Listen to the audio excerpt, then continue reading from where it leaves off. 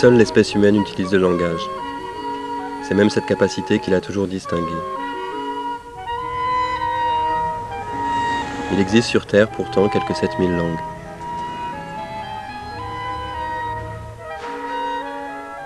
En Allemagne, à Leipzig, j'ai rencontré des linguistes de différentes nationalités, réunis dans un centre de recherche autour d'une hypothèse particulière. Si nous nous exprimons au moyen de langues différentes, nous parlons tous le même langage.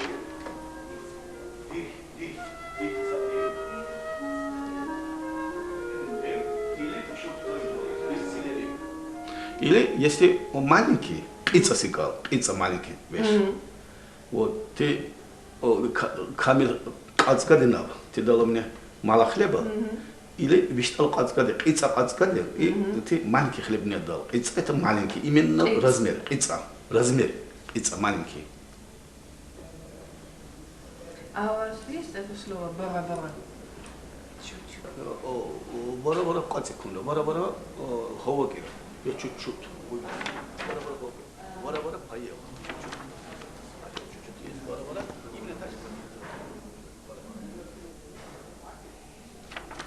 Donald Stilo se consacre depuis 30 ans aux différentes langues du nord-ouest de l'Iran.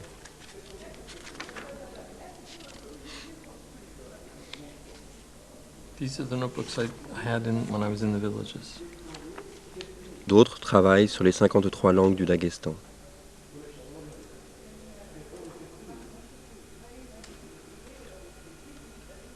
David Gill, lui, a choisi de s'investir entièrement dans l'étude d'un dialecte isolé de l'indonésien. Ensemble, ils cherchent à comprendre d'où viennent les langues, d'où vient le langage et comment il fonctionne. Comme ils n'ont pas de machine à remonter le temps, tout ce qu'ils peuvent faire, c'est voyager dans l'espace et étudier aujourd'hui la diversité des langues. Comme des archéologues qui, à partir d'une multitude de fragments découverts, cherchent à reconstituer une origine et une histoire commune de l'humanité.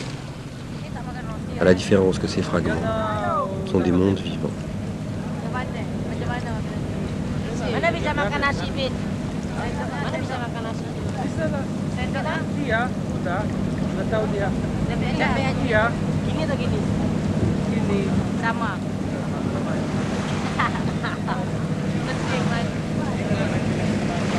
Tapi di sana kan nggak ada kan?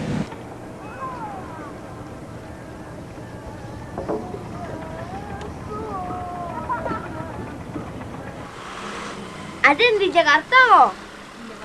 Iko yopo, Iko ini tengok Bit nih, Bit. Besar kan, Bit? Ini be kamu sama Bit ah. Aku. Kata Pak Ayam tuh Mas Irun. Mas Irun ada nama. Irun. Iya. Nama udah ubah dong. Rumah Dewi. Asah parang sampai kilat untuk mengupas si buah jering. Kalau Tuan pandai bersilat, mengapa lari dikejar anjing? Sebab dia takut. Itu lagu bodoh. Kena anjing gilo. Ada tergilo gigi panjang gini ha. Good. Pit, ya Lola dia Pit pergi ke London Pit. Nonton Onda Balap ni Pit. Anda balap, Bit. Anda balap. Jadi dia nonton lah Pit nampak dong barat ni kata Besar, good. Kata yes, kata dia Pit. Bawah ada laju.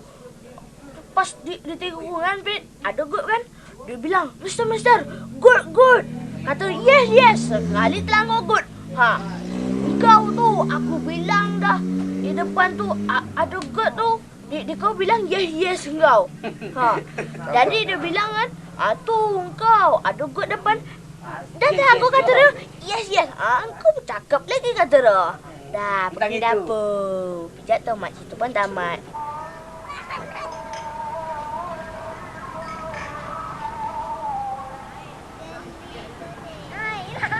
Tentang. Iya. Gimana tentangnya? Tentang itu istilahnya di sini gitu. Tentang? Iya. Tantang ikos. Ulang lagi. Iko pincitarui. Iko pincitarui Itu tentang lah, picit lai tari. Itu tentang lah. Ah, Tentang? tentang. Pakai e apa? Tantang. Tentang. Pege. Udah pas, Pit. Coba.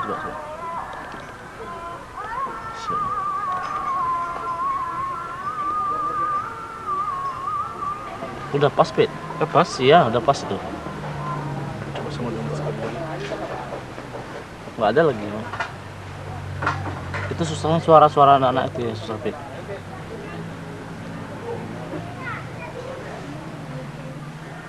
Ini suara siapa kalau tahu?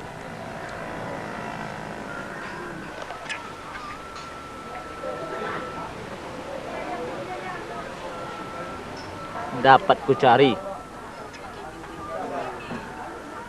2, 3 dapat ku cari. Nah, biar tak apa. Ya tak. Lagi.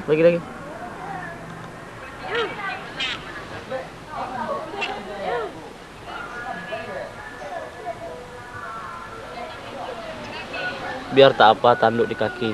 Biar tak apa Tanduk di kaki. Sometimes I envisage it as a report sent back to Mars by the first Mars linguistic expedition to Earth. They land here and they listen to all the people talking the way we listened to them in the course of the last week or so. And they try to figure out how these people communicate. But unlike most terrestrial linguists, they don't have the benefit, but also the burden of traditional linguistic theories. So they're not beginning with nouns and verbs and subjects and objects and saying, where's the noun in this sentence, where's the verb in this sentence, or what's the subject and what's the object. But they're coming and looking at language afresh. So what I'm trying to do is to look at Riau Indonesian as though it were the first language that I had ever encountered. And how would I best describe this language?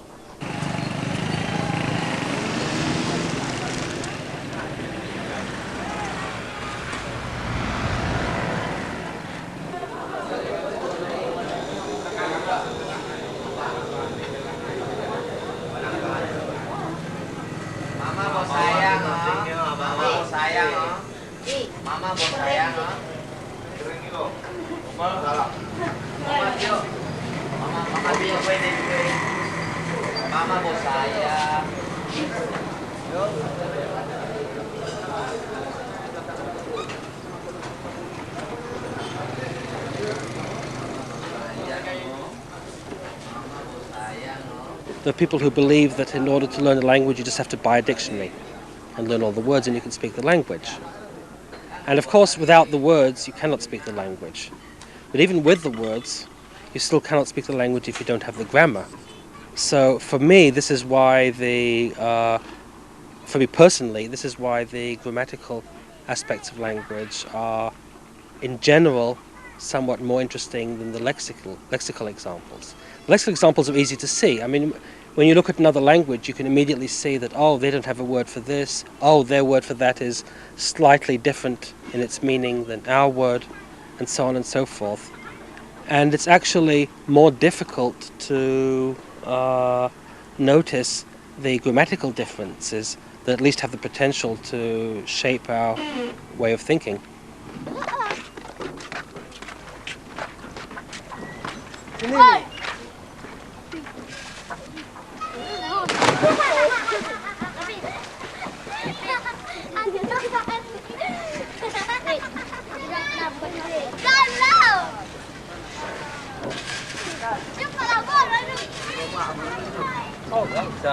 Jalannya dah bisa dengan orang.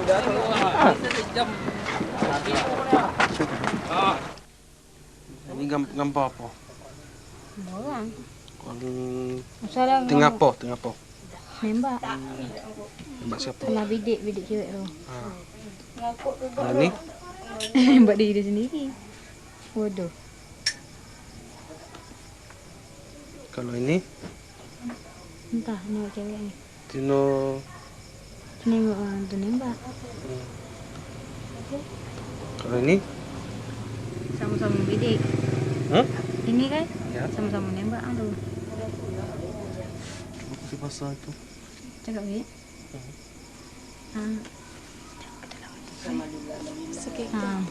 Inilah kita cakap kat ini ada dua sama dua ajija. Kita jangan malila santi tak ajija, kita ori rasa memang kita semua ajija. Kalila adida sumi madila dida jangan ngalupi pamadida kalila adida umi mapajija jangan ngalupi pajumpi pasami masaya. Itu apa lagi? Cerita yang itulah.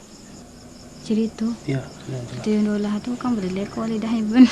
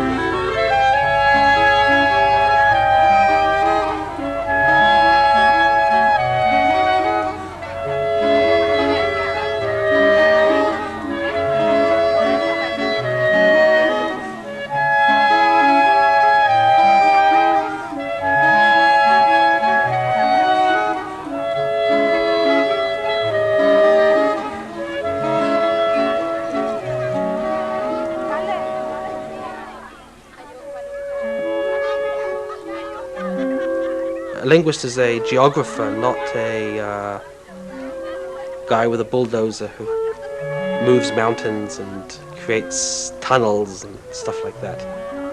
We're describing how people speak, not telling people how to speak.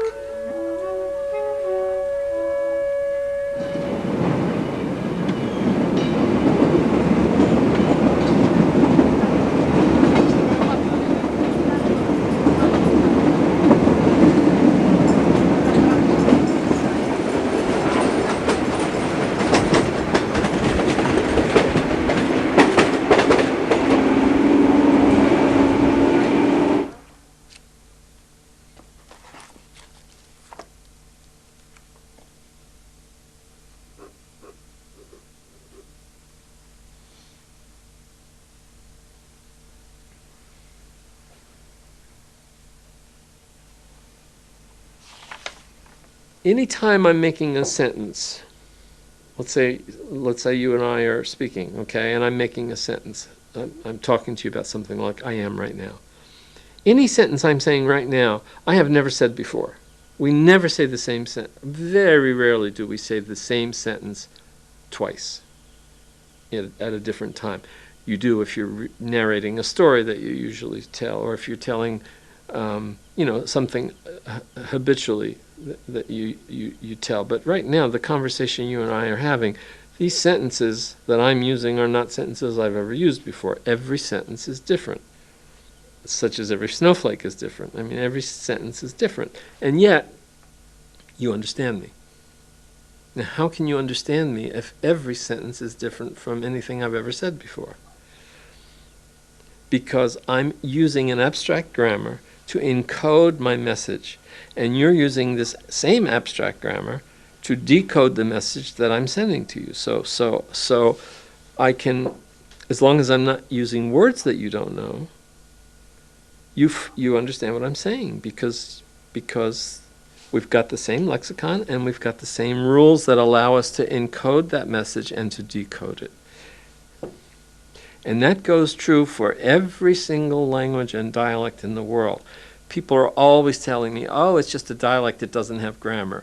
There is no such thing as a dialect without grammar. If a language or a dialect or any speech form did not have a grammar an abstract grammar encoded into that speech, the speaker wouldn't know how to encode it correctly, and certainly the listener would not know how to decode it. So every little tiny dialect in the world has a grammar of its own. But I made 3 separate trips to Iran in those days, and for a total of 5 years. And each time I worked with him. This was the cover to my first rough draft. The first version of the Vafsi grammar. This is his family. He came over to our house with his wife and his children. That's me with his little daughter at their house. We became very good friends. Unfortunately, I haven't been back to Iran in 25 years. I'm an American citizen, so it hasn't been easy to travel to Iran, especially to do the type of work I want to do, the research on the languages.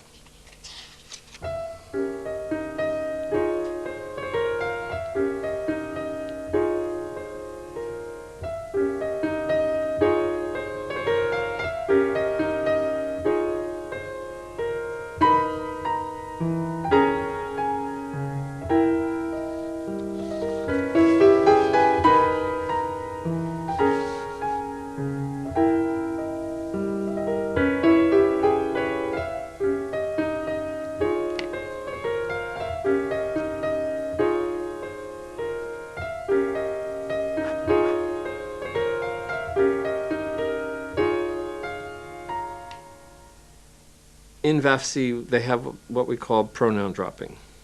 Many languages of the world do this, where you drop the pronoun because it's not necessary after you've mentioned it. English, French, and German do not allow this. The languages of this area do not allow pronoun dropping, but Spanish do. So you could say, non lo so, I don't know. But you can also say, io non lo so, but it's not necessary. Whereas in French or in English, when you say, I don't know, you cannot drop the I. So when I was looking at pronoun dropping in Vafsi, I realized that Vafsi also very commonly drops the object pronoun.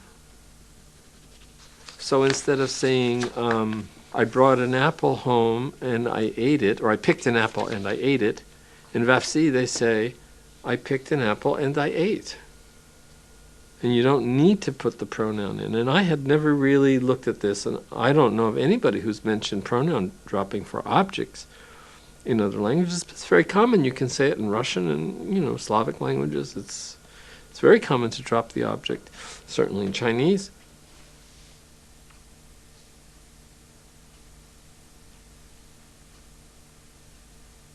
What I decided to do was go through the text and find all the occurrences of where you would normally expect an object to be expressed, or where the object has been expressed and then the further references to it are not expressed.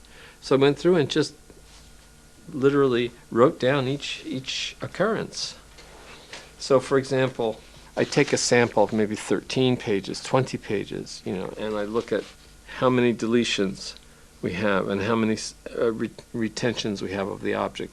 But what I found out, which I didn't know about, and it doesn't surprise me, but I hadn't really thought about it, is that there's a hierarchy of which objects you can drop and which ones you don't drop. And I didn't realize this. And the hierarchy has to do with the animateness of the object, of the pronoun. So I have this little chart that I've worked on. Actually, it's reversed because it's going to 100%, so it really works this way. So that when you have human objects are deleted the least, animal objects are deleted in between, medium, and inanimate objects are deleted the most. See, so you have this clear progression of animate to animals to inanimate. Humans to animals to inanimate. So this was really neat. I didn't expect this, and I had no idea this was coming up. And then, of course, I speak Persian fluently, but I never thought about this issue. And as I check it with Persian, it's clearly the same story. It's a pattern in this area of the world. Zak. Zak? Assonse? Verhi. Verhi. Verhi. Aluna? Wat? Это тоже месяц. И месяц. Если это означает месяц, Вудзре. Одинаково, там и там. Звезда. Star. Звезда, вот в отличие у нас ури, множественное слово ури. Слово для земля. Земля, анджи. Анджи.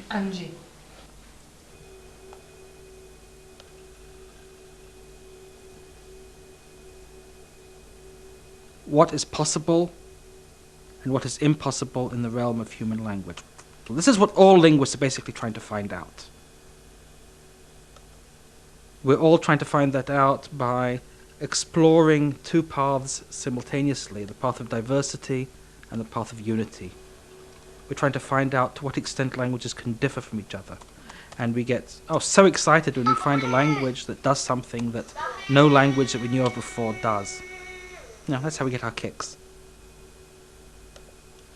On the other hand, we get our kicks by discovering that two languages which look so dissimilar from each other on the surface, if you peel away all of the funny sounds and funny this and funny that in the structure, you end up with very similar ground plans. And that's the other path. That's a path of seeking universality. So we're trying to do both at the same time. And only by doing both at the same time can you really answer the basic what question, which is, what is language like?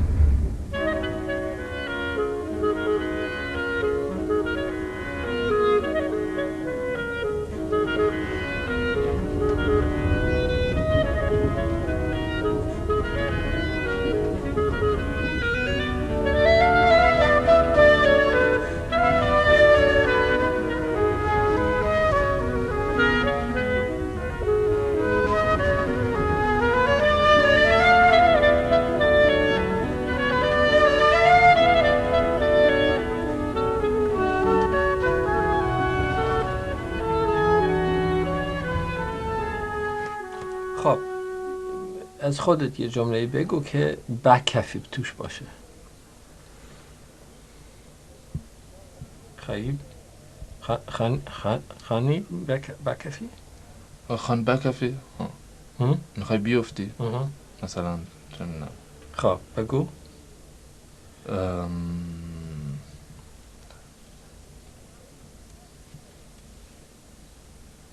ناتونه تر ناتونه دیوار سر راه نکن.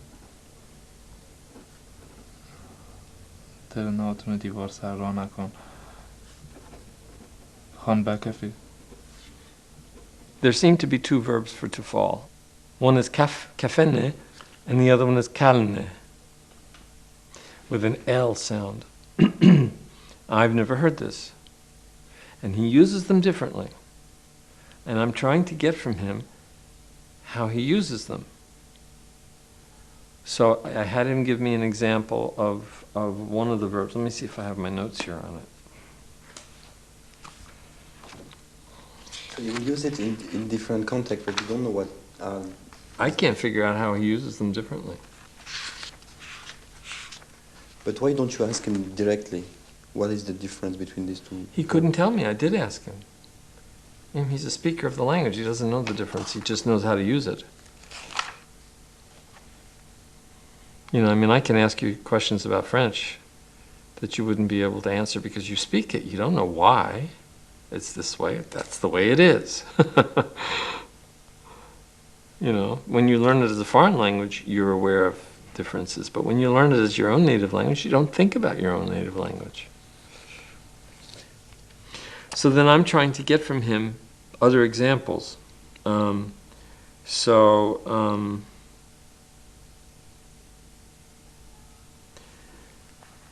I got the sentence, don't walk on top of the wall. They have these walls that are outside, just like a half a wall, Don't walk along the wall, you'll fall down. And he used kalni.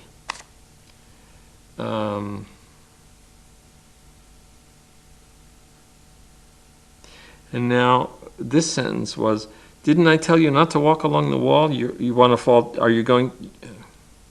you want to fall down? And he used the other verb. I am really confused about this. Okay, well let's listen to some more. That's the issue. حالا داریم بکلی؟ بکلی؟ نه نداریم. نه. این کلنه نفهمیدم. کلنه یعنی میفته، کلنه یعنی درسته، ولی هم کلنه داریم و هم کفنی داریم. این فرقش رو نفهمیدم.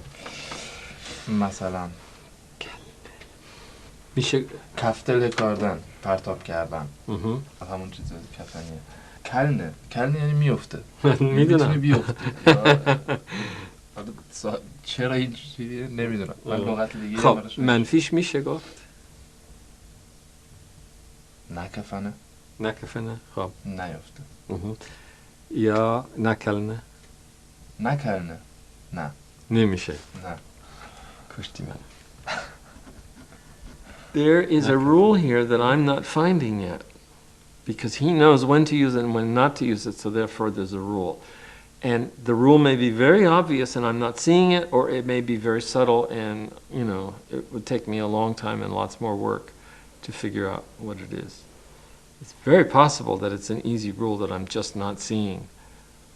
But there's a rule. If he says you can say it here, but you can't say it there, then there's a rule. I haven't figured out the rule yet. I need to be able to, if I'm going to write a grammar of this language, I need to be able to find the rule so I can describe it. So far, I'm not there. I see possibility here that maybe it has to do with the tense and negation. You know, maybe there's a rule where these two verbs have fallen together, and it depends on the tense. I mean, other languages do this, where you use one root with one word, and one root in one tense, and another root in another tense. For example, go and gone are from the same root, but went is not from the same root in English. And we use go in the present tense, we use went in the past tense. Whereas in German, they don't use the word went, they use the same root. So ich gehe, I go, ich ging, I went. It's from the same root. But in English, the go root is used in the present tense. The went root comes from somewhere else for the past tense. It could be one of these things.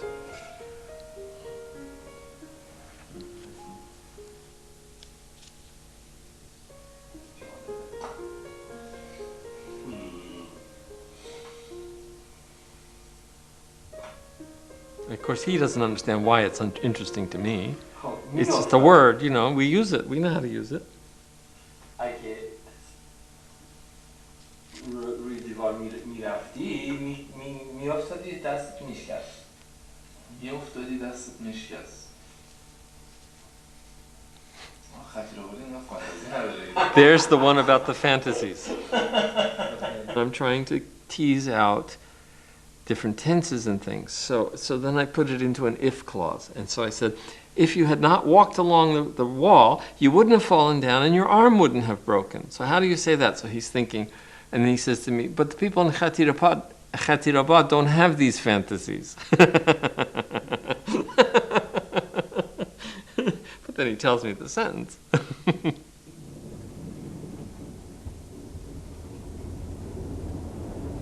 Language is not static and discrete. In other words, everything in this language is equal to everything in this language, so we can just superimpose one upon the other. It doesn't work that way.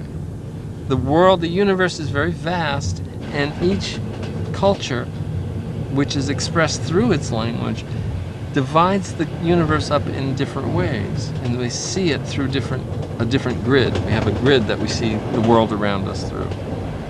We can't have words for absolutely everything. That would put just millions and millions of words in the language that we wouldn't be able to grasp. Language is a reflection of the culture and the universe around us, and it's very vast. To show this vastness, languages deal with it in different ways, and some have words that we don't have.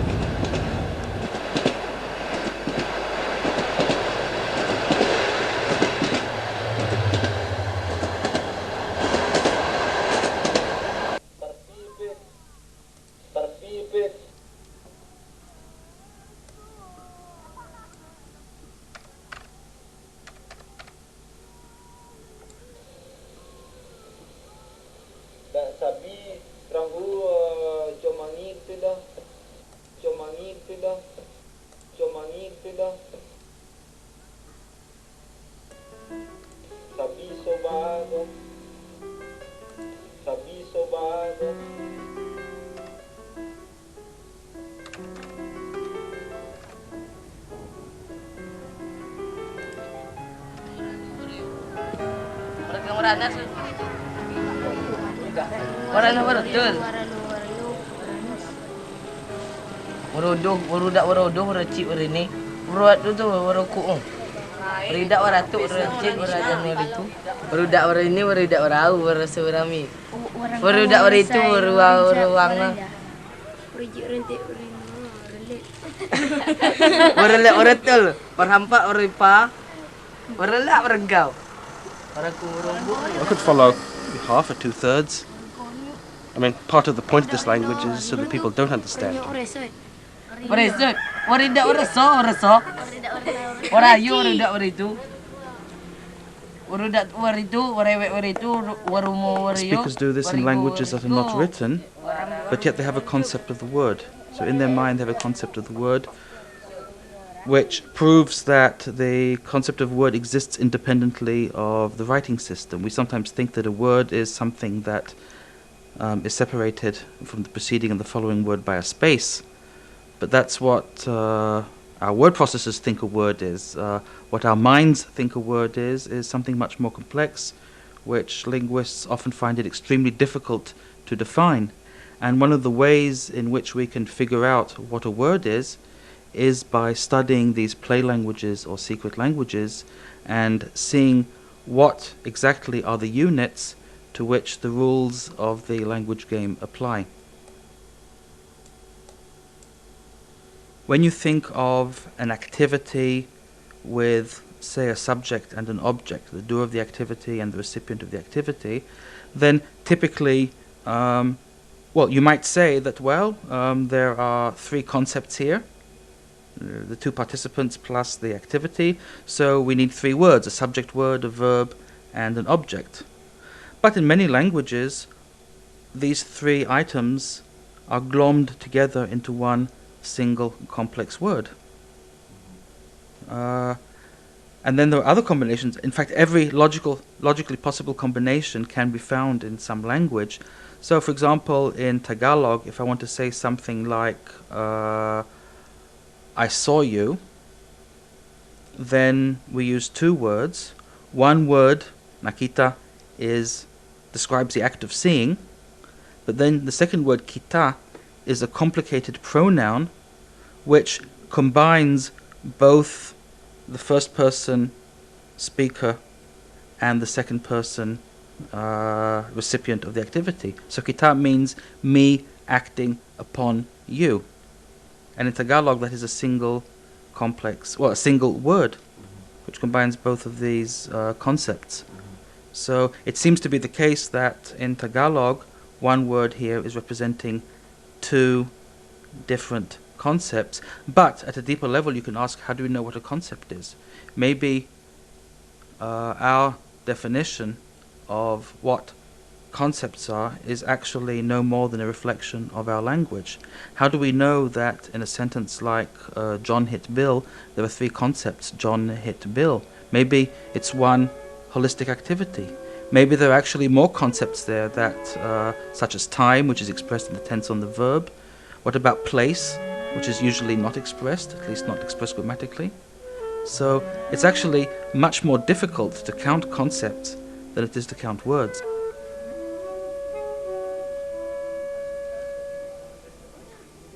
Matthew Dreyer m'a expliqué qu'il ne travaille pas sur une langue particulière, mais sur les structures grammaticales.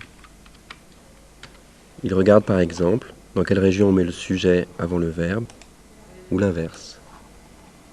Dans quelle région on dit demain je vais, ou demain j'irai. Il compare, il distingue comme un cartographe qui dessinerait un atlas des langues. In English we make a distinction between this and that, but many languages have a three-way distinction. There's sort of two ways to divide up that. In other languages there's even more than two ways. There are maybe three ways to divide up that. So that kind of difference across languages makes me more aware that the fact that we in English have this pair of notions here and there, or this and that, is just one way in which we can look at things, and the same is true in other areas. Now there's another sort of question that underlies, I think, what you're asking, and that's the question about to what extent the particular distinctions that occur in one's own language influence one's sort of view of the conceptualization of the world. And I think on the whole, a lot of those questions are unanswered. I think they have a great effect on how philosophers view the world, but I'm not sure how much they affect everyday people. So languages that don't have a past tense, I think it would be a mistake to infer from that they don't have a conceptual distinction between something, the now, and what happened in the past. I mean, there are other languages which have more than one past tense. There are languages where they would use one form for something that happened earlier today, and another form for earlier than today. In some languages, there are even three-way past tenses. You know, today, you know, fairly recently, something that happened versus something that happened years and years ago.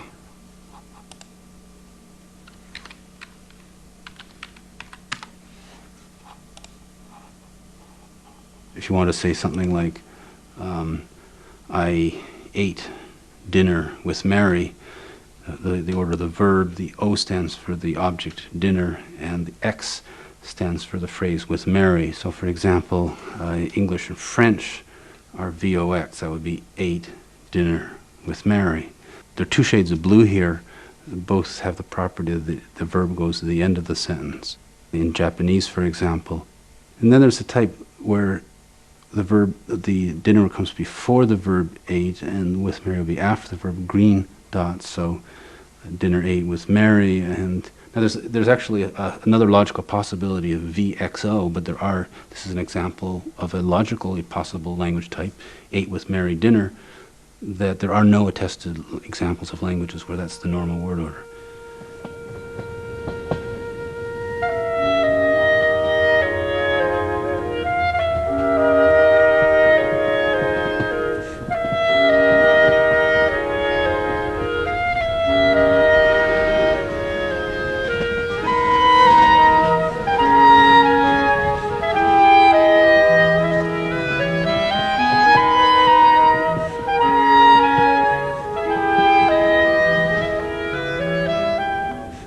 Irai, demain, demain je vais, demain j'irai.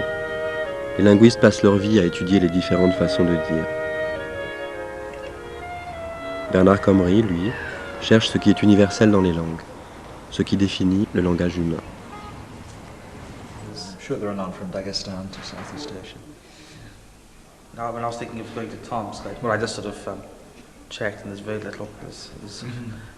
The closest I could come up with was Bangkok to Almaty. What I really learned from looking at other languages is just how many different ways and how very different ways there are of expressing things. Roughly the same thought, maybe not exactly the same thought, but roughly the same idea, how it can be expressed in such radically different ways as you go from one language to another. And also maybe crucial here is the ways in which certain grammatical categories have to be expressed in a particular language, but don't need to be expressed in some other language, and what effects that has. So in English, if whenever I use a noun, I have to make the decision, is it going to be singular or plural? So if I sort of want to say, I saw, let's say, tree in the abstract yesterday, and don't want to tell you how many trees, I can't do it. I say I saw some trees yesterday, and I've already implied that there was more than one. If I say I saw a tree yesterday, then I have to tell you that there was just one.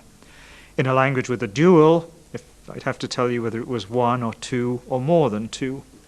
By contrast, in a language like Chinese or Japanese, which doesn't have a grammaticalized plural of that kind, I could just say I saw tree, And it might have been 1, it might have been 2, it might have been more than 2, it could have been any number, so that's left open.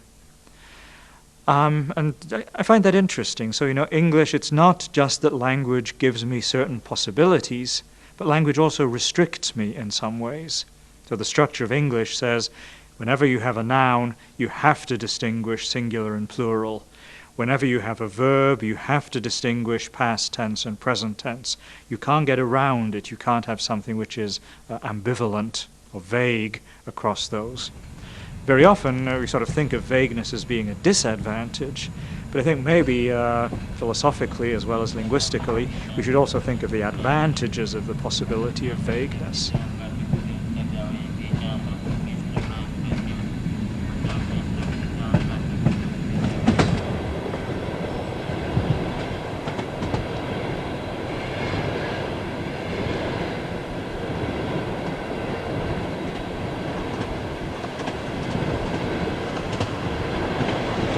Even when you have a nice pattern on the map, you can't tell whether that's due to genetic feature or whether it's something that's simply due to contact, whether language can borrow that feature one from another.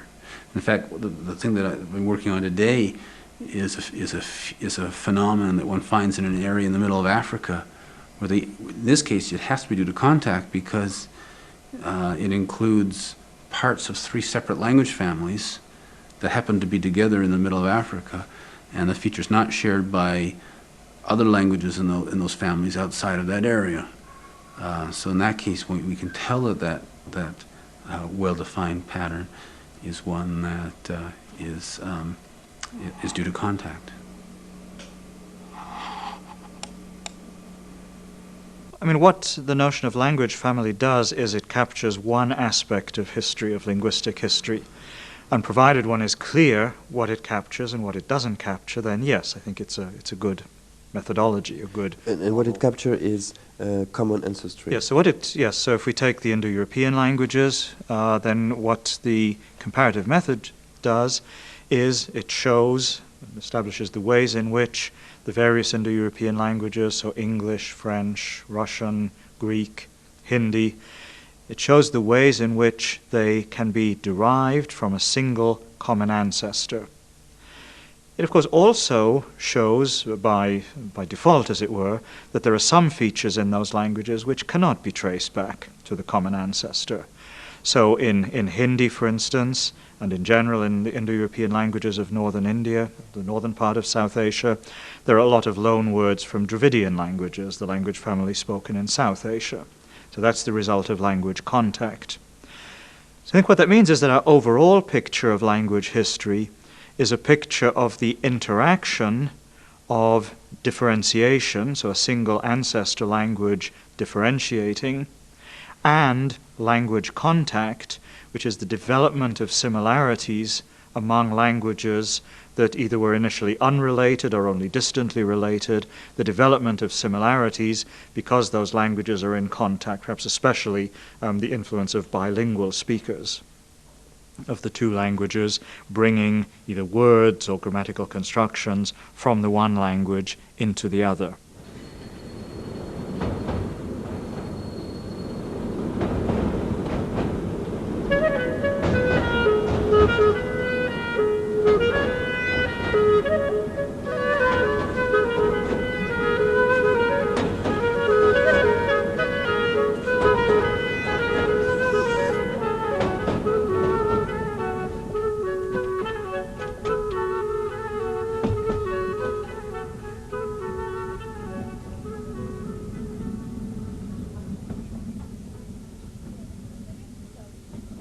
One of the things I'm puzzled about their study is this sense of as if they talk about a linguistic area as if it's got these sort of very well-defined boundaries.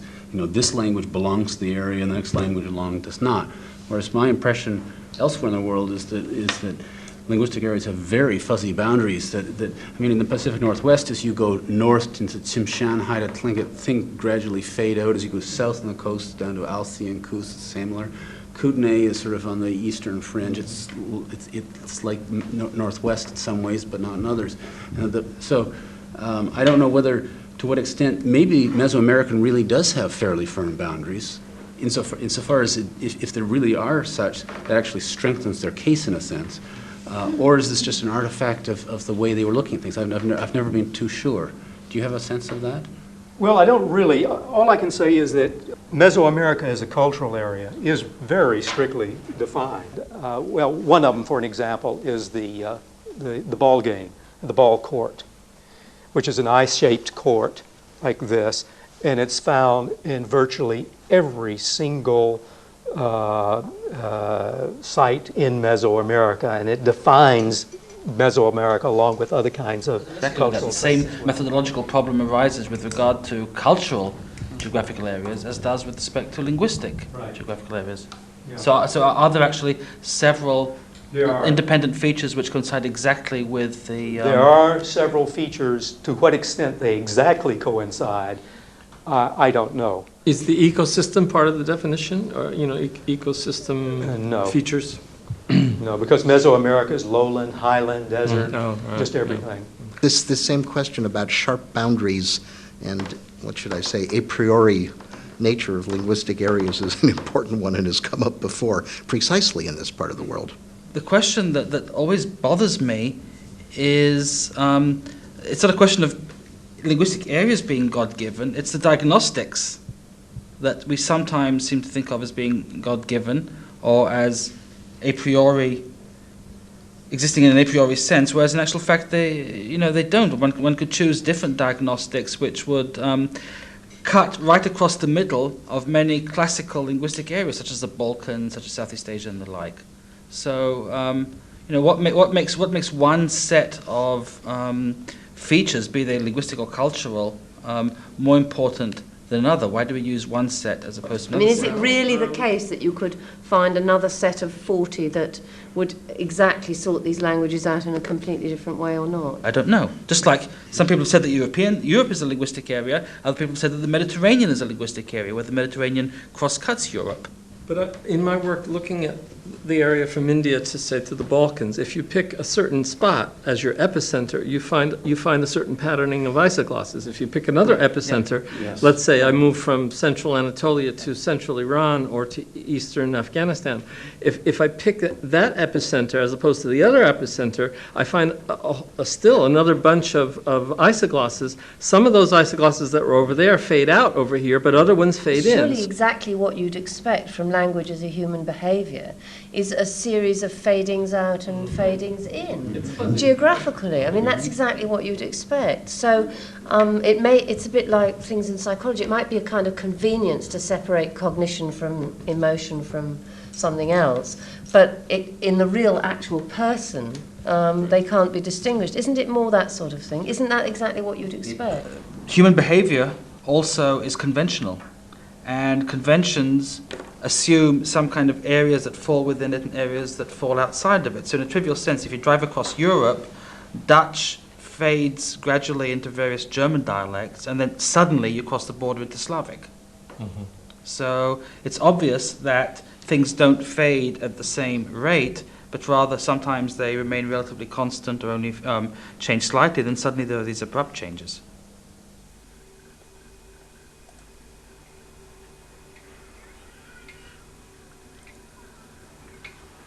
Language divides people. It's true that language divides people, and it divides people in many different ways. It divides you and me and everybody else because when we speak to each other, we create misunderstandings.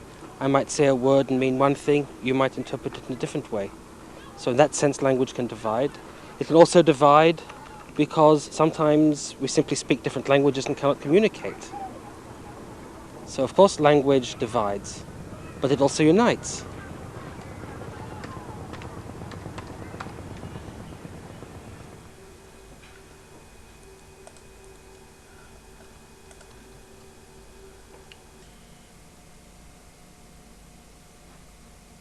Part of the idea of putting the Americas on the right-hand side with the Pacific in the middle is because, except for the movement of Europeans to the Americas in the last 500 years, there's no migrations across the Atlantic Ocean, whereas the people of the Americas all came through from eastern Siberia, so that by putting the Americas over here, you can see geographically in terms of the places where people might have migrated, and represents the fact that people migrated across.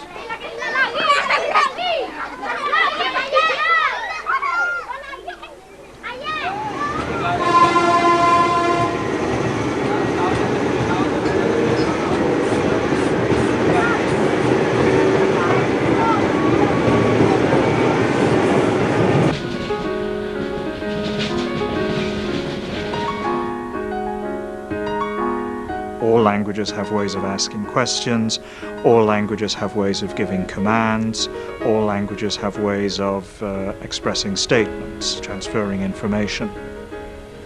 Though if you go beyond that, there are interestingly some so-called speech acts which seem not to be universal. So it seems there are some languages where, for instance, you can't make promises.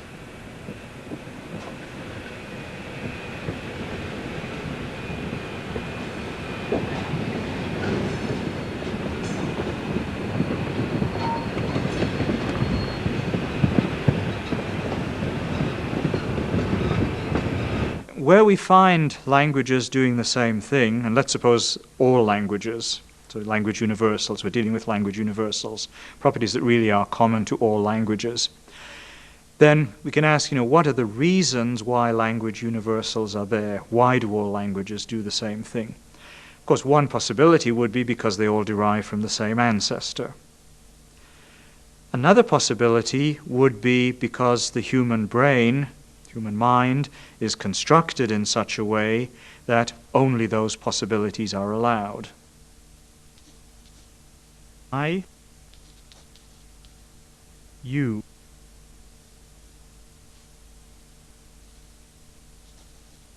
ja, ty. If I say something, if I say the earth is flat, then, or if I say the earth is round, then the grammar of English or of any other language doesn't provide any way of distinguishing between those two. One is true, one is false, or I believe one to be true, I believe one to be false. But essentially what I'm doing is I'm trying to persuade you that I believe that the statement I have made is true. And whether it's because I want to impart genuine information to you or because I want to deceive you, then either way, the language has to use the same devices.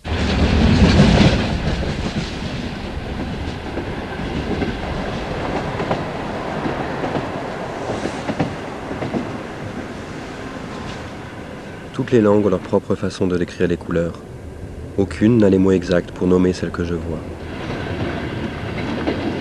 Mais parler une langue, c'est croire que l'on peut se comprendre. Et pour cela, il a fallu admettre que les couleurs que je vois et celles que tu vois se ressemblent. À l'âge de 9 mois, les enfants ne sont plus seuls au monde. Ils prennent conscience de la conscience de l'autre et supposent que lui aussi, pareillement, possède un esprit derrière les yeux.